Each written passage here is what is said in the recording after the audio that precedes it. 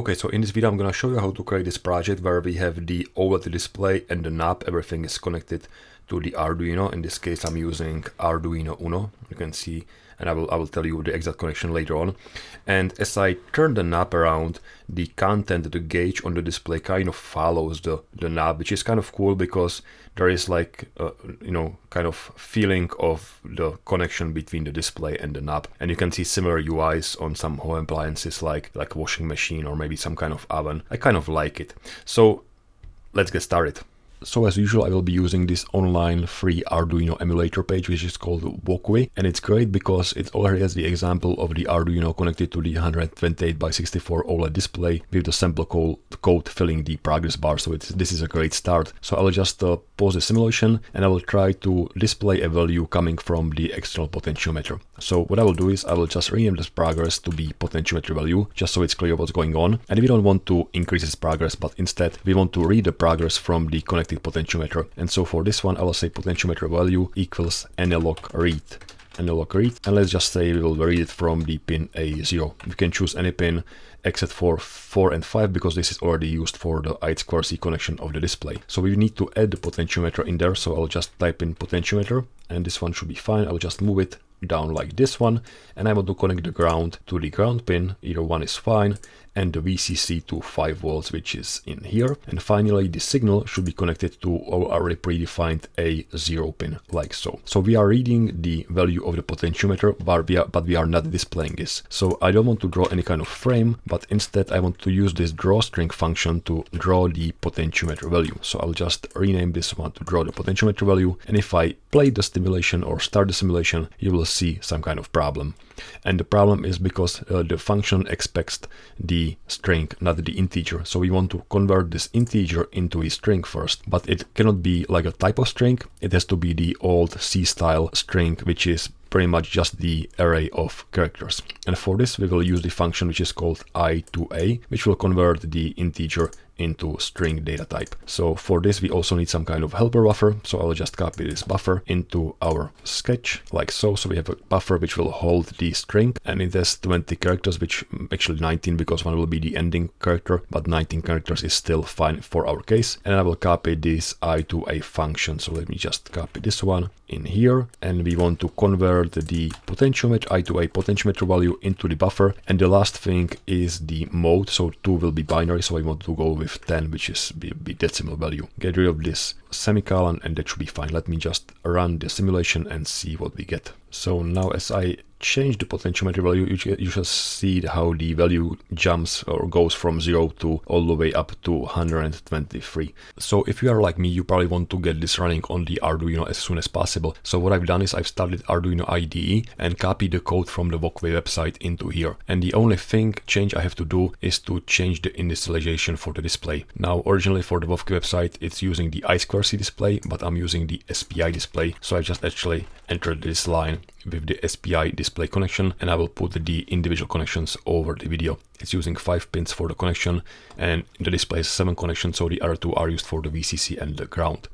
Now the only thing left to do is to make sure that you have the right board selected, so go to port and select the Arduino board. I have the Arduino UNO connected on some USB port, and if you have never used the UAG library before, you also want to go into Tools, Manage Libraries. In here type in U8G and press the Enter key to find the UAG library.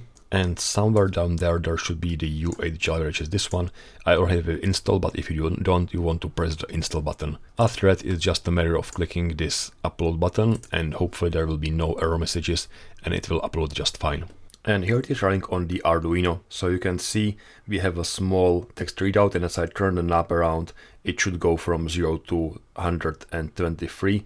That's actually not really the case because you can see there's, the knob doesn't have quite good connection. I will probably need to get a better potentiometer because it's wiggling around, but it's doing something. And later on in the code I can adjust the ranges to like not count from 0 or not count all the way to the 123, but count something about like from 20 to 1000 instead, and that should fix this, at least for my part. Okay, so let's just make this readout a little bit nicer. And I've also decided, don't ask me why, that I want this to go from 0 to 100% and displaying a float value with 1 decimal point. So instead of converting integer to a string, we'll convert the float to a string. And for that, we will use the d2strf function, which converts the float into a string, and it needs, of course, the float value, minimum width of the characters, number digits after decimal, and where to store string. I kind of like this, image, and I really like this descriptive parameters. So instead of doing this, I will just first, convert our value into the string. So the float value will be potentiometer value, but divided by 10. Minimum width should be probably 1, because we don't care about how many characters there will be. Number of digits after decimal will be only 1, and we will store this inside our buffer. So we have now inside the buffer there is a value, a floating point value, and we want to of course draw it. So I will use the same function UADG draw string, but this time only draw the buffer. Let's see what we get. And you can see that we indeed have the floating point value, but it goes from 0 to 102.3 because it goes from 0 to 123. So we need to fix it by changing the potentiometer value to map it or remap it. So we will map it, the map using the map function, the analog value, and originally it goes from between 0 and 123, and we will map it to between 1000 and 0. So that should fix it. If we want to go from the other way around, we would say go from 0 to 1000, but I want the potentiometer to like following, or actually the display following the potentiometer. Okay, so now it goes from 0 all the way to 100%. And if you want to actually add the percentage symbol, we can do this as well. For that, we would use a function sprintf, which could be used to merge multiple things together. So we want to merge it inside the buffer, of course, and we want to merge two strings. So we'll add one string and a second string, and the first string will be our buffer, and the second string will be a percentage symbol, or pretty much any kind of symbol you want. Doesn't matter that much what you want to be displayed. Let's just play it one more time to see how it looks like. And here we have it together with the percentage symbol. I don't like this font very much, so I'll open this page, and look for a different font. And I believe I was using the font 8x13 in my case, in my previous project. If you select the 8x13 R, it means reduced, so it will take a little bit less memory. So let's just change the font to UADG font 8x13 in our case. Okay, let me just copy it from my second place, like so. And again, run it one more time. Okay, that looks a little bit better, but you are of course free to choose whatever font you want. Our value is still not centered on the display, so let's just fix this. And for this, we need to know the string width, but fortunately there is the function which is called getStrWidth, which will give us the width of the provided string in the UHD library. So for that, let's just define a new variable which will be called string width, and let's just set the string width to be the width of our string. So string width equals strWidth of our buffer. And then when we draw the text using this drawString function, we want of course to use the string width value, but we will use it to be centered. So we will say 64, x will be 64, which is the half of the screen, minus string width divided by 2. And for the y value, I believe I was using value number 10, so 10 pixels. You have to know that the the y value is the bottom of the text, so 0 will actually mean that the text is invisible or over the screen. And there is a problem because we need to say u8g.getStringWidth. So let's just play this one more time. And now you can see that the string is nicely centered. So if I change the value to maybe 0, you can see it's still centered even if I change it to 100. So you can see it changes the X position based on the width of the value. And here it is running on the Arduino. So as I turn it up, it goes from 0 or almost 0 all the way to up to 100% hopefully, or at least close to 100%, like so. Now, if it's on the right side, it's 0, on the left side, it's 100%. If you see the other way around, you can either change it in your code, or you can just swap the cables, swap the wires for the potentiometer. So you can see right now I have like plus or VCC going to the left and ground going to the right pin of the potentiometer, like this. If I would just swap the ground and VCC, there will be a different, counterclockwise movement, let's make the readout nicer by drawing the white background, the white rectangle below the text and drawing the text in the black color. And for that we will use a function called drawBox, which only needs XY position and the width and height of the box. So let's just type in before drawing the text, which is maybe here, but after calculating the string width, we will say U8G drawBox. And so for the X position, we will use most likely like the half of the screen, which is 64 minus string width divided by 2, width divided by 2. But maybe we want this string width to be a little bit bigger, so there is some overlap of the box, so maybe +4. Let's try this way. For the Y position, we will use 0. We want to draw it all the way from the top of the display. The width of the box would be string width +4, which is the same value, and the height will be most likely 11. I believe so. So let's just try to draw it like that, and we will see that we don't see any text because we haven't changed color. So at this point it's really hard to judge if the size is right or not, so I'll just copy this line which sets the color to white before drawing the box, but after drawing box we will change it to set color to 0, which will change the color to black instead, and now we should see the text.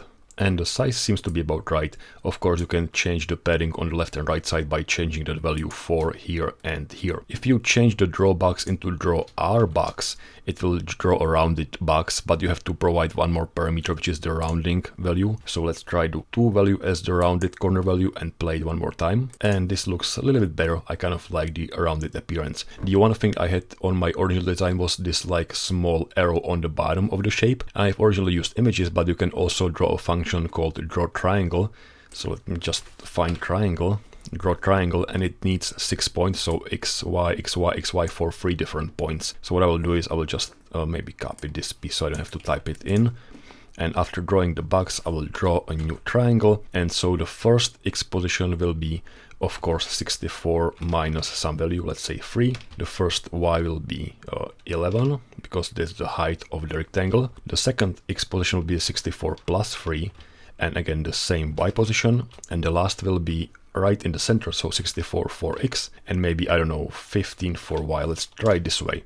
And the nice thing about using the Wokwi online emulator is you don't have to upload this to Arduino to see the result and see if there is something wrong that needs to be fixed. And that's actually the case. You can see that the triangle is like missing this right pixel, so let's see if we can fix it by making the x position for the second point, which is this one, a little bit more to the right side. So instead of adding 3, let's add 4 and see if that makes any difference. And it does, which is great, so let's move on to the next piece. And the next piece is understanding how to draw those individual small tick marks.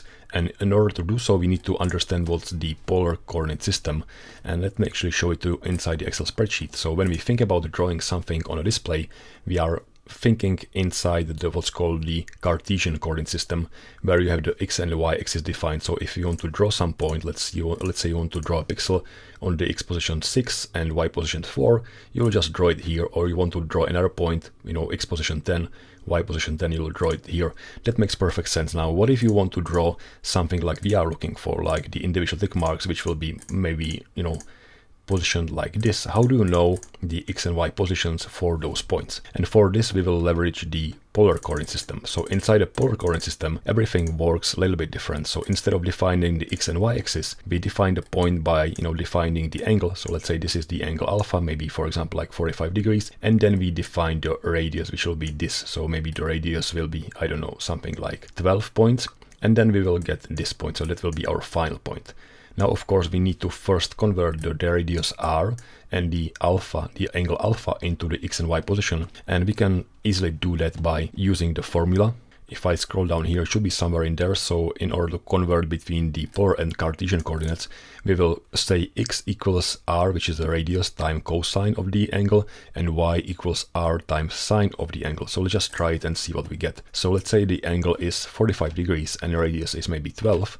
Then we will say the x equals radius, which is this one, times cosine of the angle. Now in Excel, in pretty much all the applications, the angles are usually defined in radians. We want to define the angle in degrees. So in order to convert it from degrees to radians, we'll just say radians. That will convert it from degrees to radians. We can use the very same function in Arduino as well. And by the way, the only difference is that radians goes from 0 to 2 pi, like 2 times 3.14. while the degrees, of course, for the full circle goes from 0 to 360. Let's just hit enter key and let's copy the same equation into the y value, but this time, of course, change the cosine to sine. So radius times sine of the angle. And we will get, I've already predefined the graph to show me this value, so we will get that very close to what we will imagine that the point will be. All that's left to do is maybe have multiple of those dots, so I will just start with angle 0 and maybe increase it by, I don't know, by 10, like plus 10, and I will get few of those until I reach maybe 90, and I will use the same radius, and of course copy the equations for both x and y, and I've already predefined the bubble size so we can see how it will look like on the display itself or in the graph. I can probably get rid of those drawings because we don't need those anymore, and you can say that we'll get the positions, the x and y positions for the individual elements that we define with the angle and radius instead of x and y in the beginning.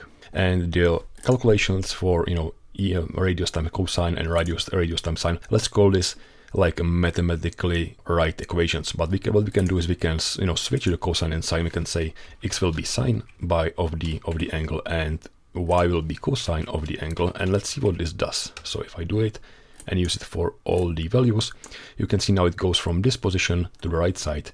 And what we can even do is we can say that the x equals radius times minus sine. Let's see what this does.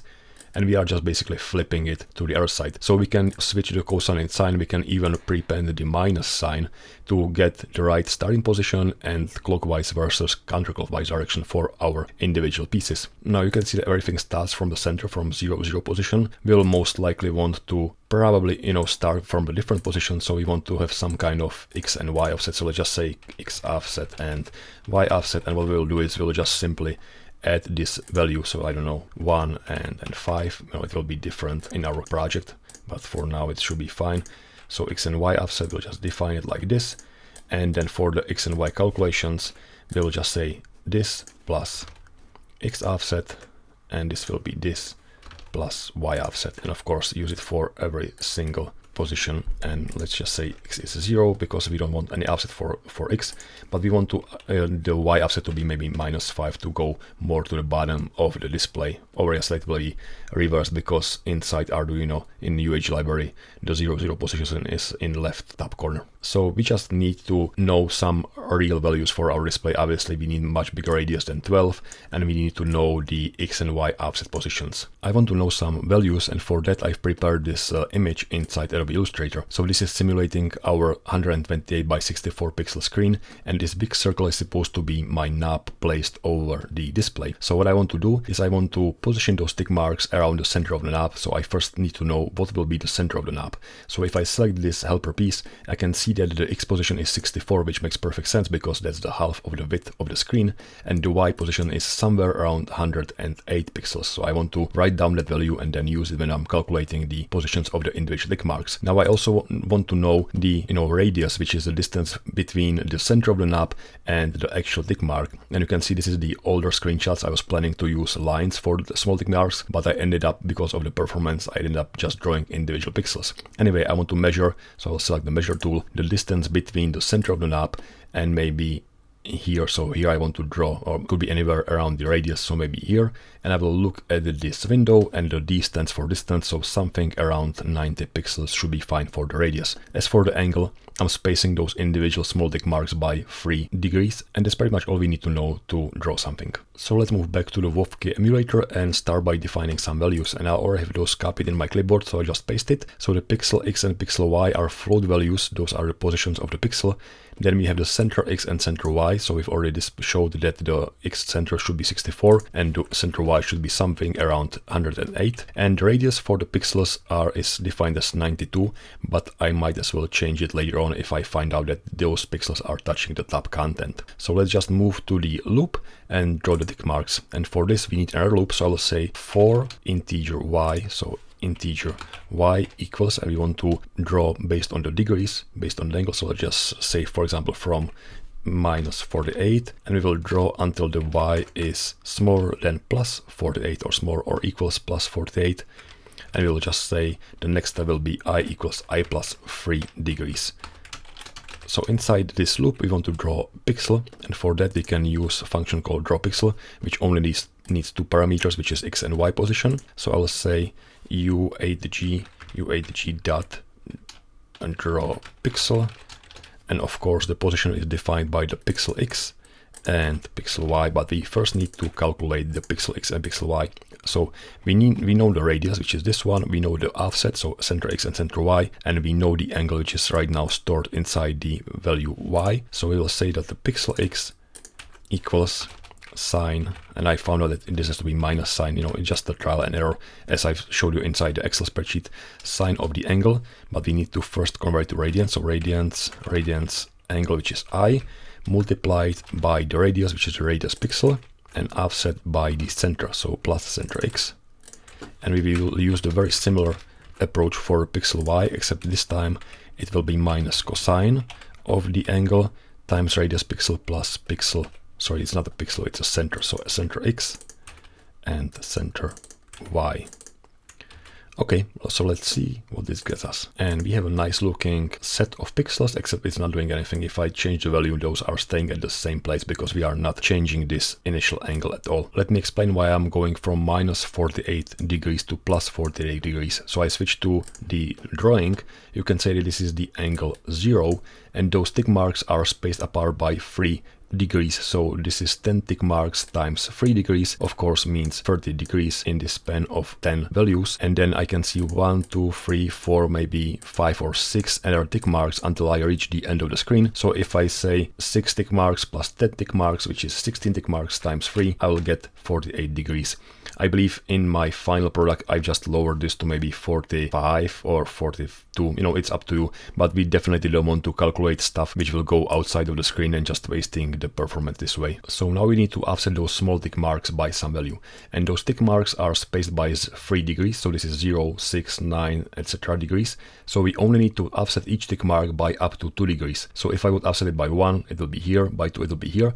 If I would offset this first tick mark by 3 degrees, it will eventually end up on the place of the second tick mark, so we don't need to go that far. So this sounds like the perfect example to use the modulo function. So let me open Excel and show you what I got.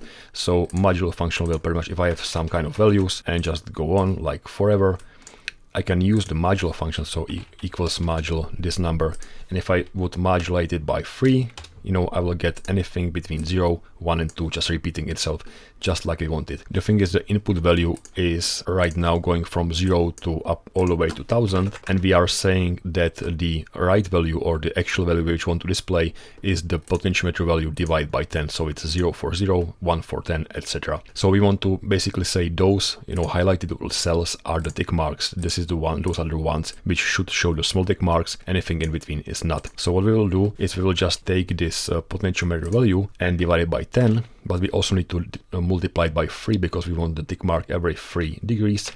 And I will most likely just convert this to the integer and then use the modulo function and modulo by 3, of course, like we've shown already. So if I use this for every single cell, you will see that here is 0, here is 0, here is 0, here is 0, and anything in between is either 1 or 2. So let's just try to use the same approach in our Arduino code. So I will open the sketch and I will include a new variable which I will call angle, so integer angle, and I will calculate this angle inside the loop. So I will say that the angle is y plus some kind of offset, and again the offset will be based on the potentiometer value. So let's just find the potentiometer value, divided by 10, multiplied by 3. This will most likely end up as integer, and I will just modulate it by 3 like so. And then I will use this angle when calculating the position for the x and y of the individual pixels. And if I run it, you can see that the tick marks should be moving, but they are not. Most likely because I need to first multiply it by 3 and then divide it by 10 because we are using integer math here. So let's just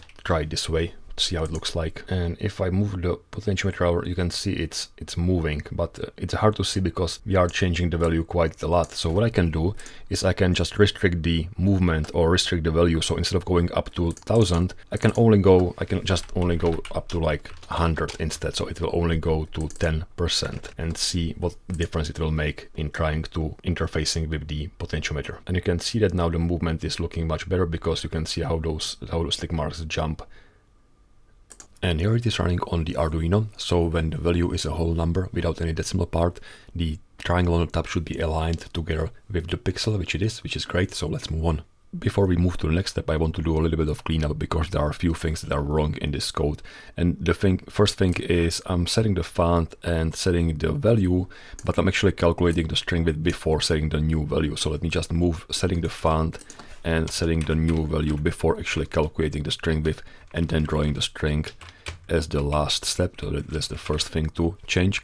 The other thing is if I would change this value going from -48 to plus maybe only 10, if I run this code again, you will see that we are drawing the tick marks from the right side to the left side. We want to fix this, so we draw the tick marks from the left side going to the right side, and we simply fix it by changing the pixel x equals not minus sinus but plus sinus, and hopefully this will fix it, and then the tick marks will go from the left to right, which is indeed true. So we can change it back to going from -48 to plus 48 degrees, like so. Looks the same as previously, but now it's correct. We want to draw every 10th tick mark a little bit bigger and together with the value, but first we need to assign a value for every single tick mark. So what I will do is I will create a new integer value, tick value, and then inside the loop function I will just calculate the tick value. And the tick value will of course be based on the potentiometer value, so I'll copy the potentiometer value. That's the one in the middle of the screen, and we know the potentiometer value is multiplied by 10, so I'll divide by 10. And what I will do is I will just add the angle, but the angle should be divided by 3, just because we draw one tick mark for every 3 degrees. And just to make sure, I will most likely round it. Not quite sure if it's needed or not, but just to make sure, yeah, round it like so. And I want to test if this works. So what I will do is I will add a new if statements, and I will say if the tick value modulo 10 equals 0, which means if I divide it by 10 and there is no remainder, it means that this is a multiplication of 10. I will only draw the pixel in this case. So now I will draw the pixel for every 10th value, hopefully. Let's see how it goes. And we get the expected result, so only every 10th tick mark is being drawn in this case. However, we want to draw big lines for every 10th value and pixels in between, so let's just fix the code. So for drawing the lines, we obviously need 2 points, and we already have the first one. We can reuse the pixel value, and we need to calculate the second value. So what I will do is I will create 2 more variables, which will be float line x and line y, and I will also define a new radius. So we have radius pixel, so we will have radius line, which will be slightly smaller. I just picked the 87, but you can of course choose any value. And then we need to change the drawing function, and we want to calculate the pixel x and y value every time because it will be used for both the small tick marks and for both the lines. So I'll just move it outside of the if statement, but I will keep the if statement. We will reuse it for drawing lines, and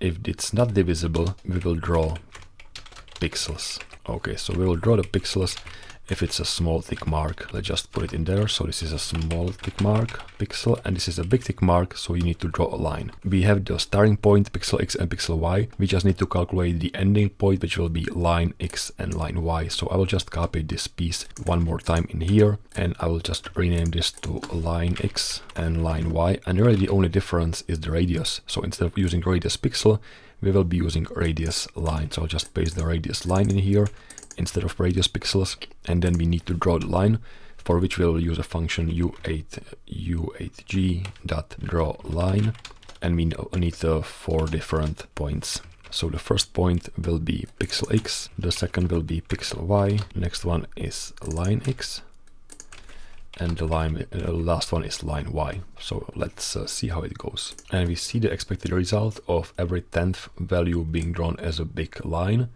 and every small tick mark being drawn as a pixel.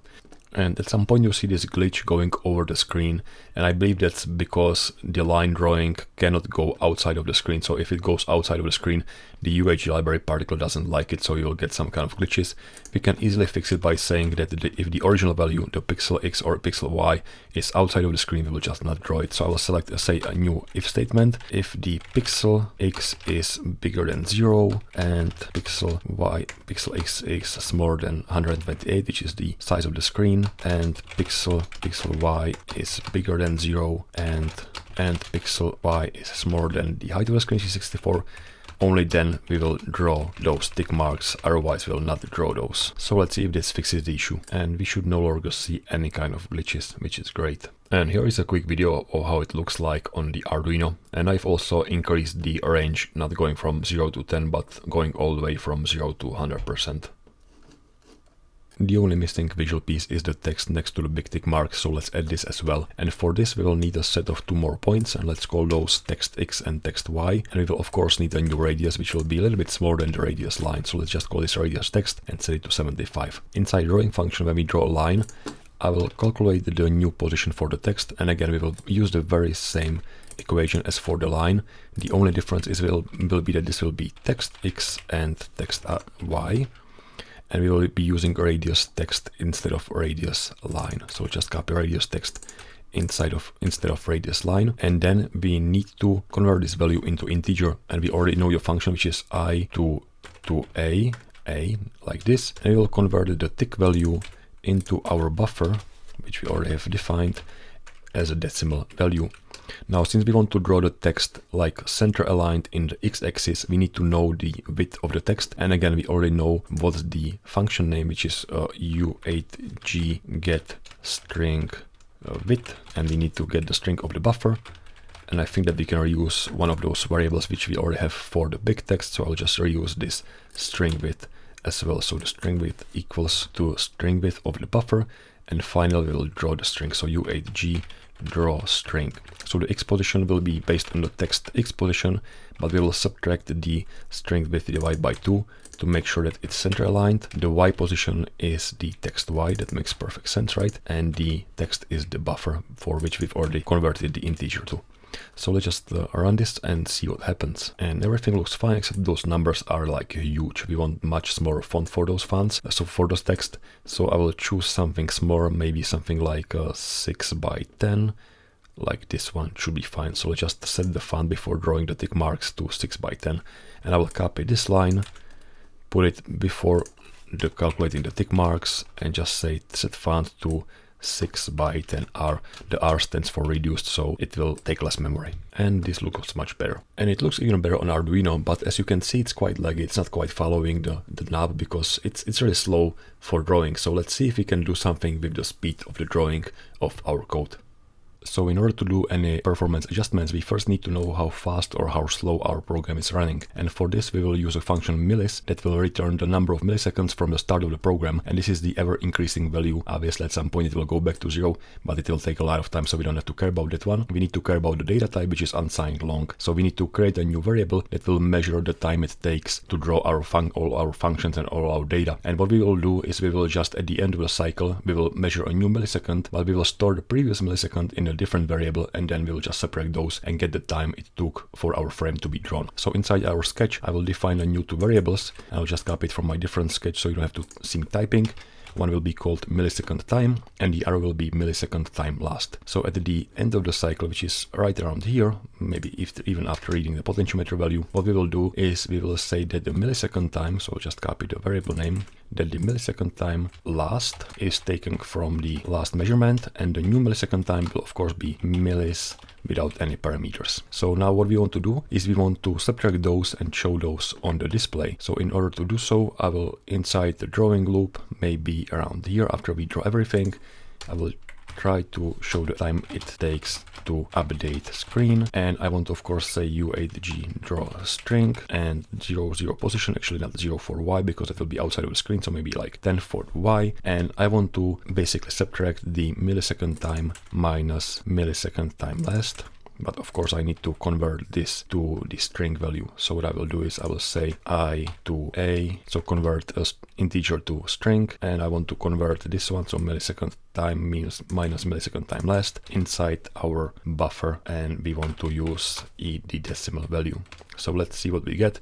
Of course, we want to draw the buffer string. One thing to change is we have the color set to 0 to black, so we need to change it back to white so we can actually see something. And then let's run this. And I found out, which is pretty great, that the numbers being shown in the emulator are quite similar to the numbers on the actual Arduino. And you can see I'm getting like 175 milliseconds for each frame, and it's a little bit different for different part of the screen. So if I'm drawing longer string like 100%, it's just going around 180. If I draw smaller string, it's going around 160. Anyway, this number is fine, but usually what we are used to is seeing the FPS number, which stands for frames per second.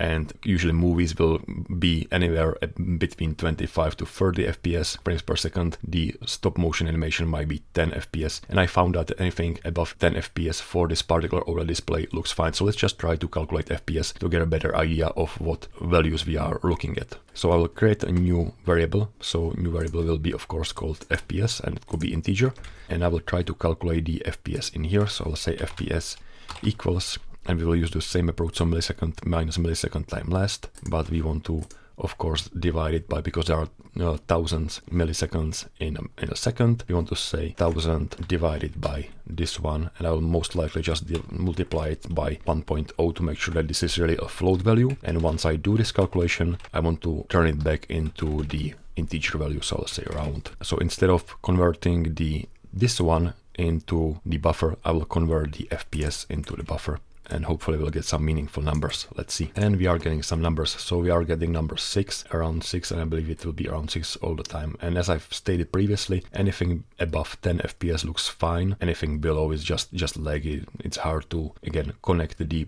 knob movement to the display. One last thing I will do is I will just change the font to be much smaller, because of course drawing the FPS number will of course affect the performance, but I will try to get as small font as possible.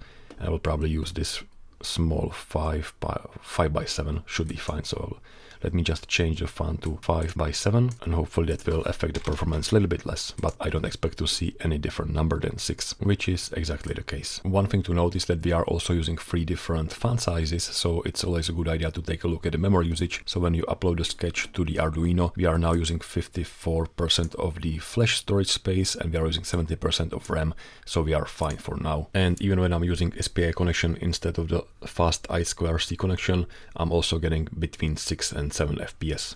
So let's see how we can improve this number.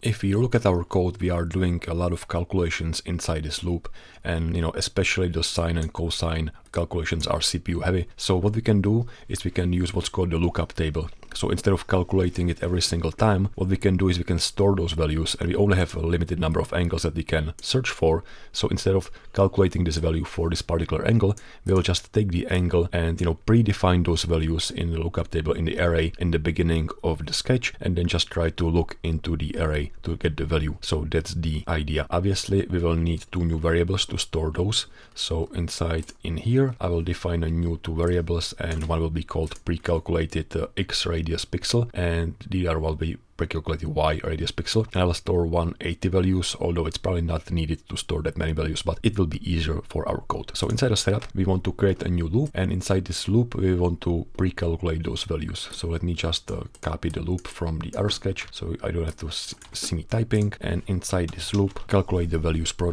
the pre-calculated x and y radius. So let me just copy this part, and we will say that the pre-calculated x radius pixel for the index y equals what we are already calculating down here. So I will just copy this sign times radius plus center x in here. Now the angle obviously should go probably from minus 48 to plus 48, but to make it easier to remember, we will go from minus 90 to plus 90. And since the y goes from 0 to 180, we will just subtract 90. So we will say y minus 90. The rest of it will stay the same. We can just copy it one more time. This will be y radius for y, and we'll copy this part of the equation to store it into the array, and of course change the angle to be y minus 9. So this way we have all those values for the individual angles stored in those 2 arrays. So instead of calculating the values, we can get those from the array. So pixel x equals of course pre-calculated x radius pixel, and for the index we will say that it will be angle, but it should be plus 90 because we are going from 0 to 180. And we will use the same approach for the pixel y. So pixel y is pre-calculated y radius for the same angle. Let's run this and see what we get. And even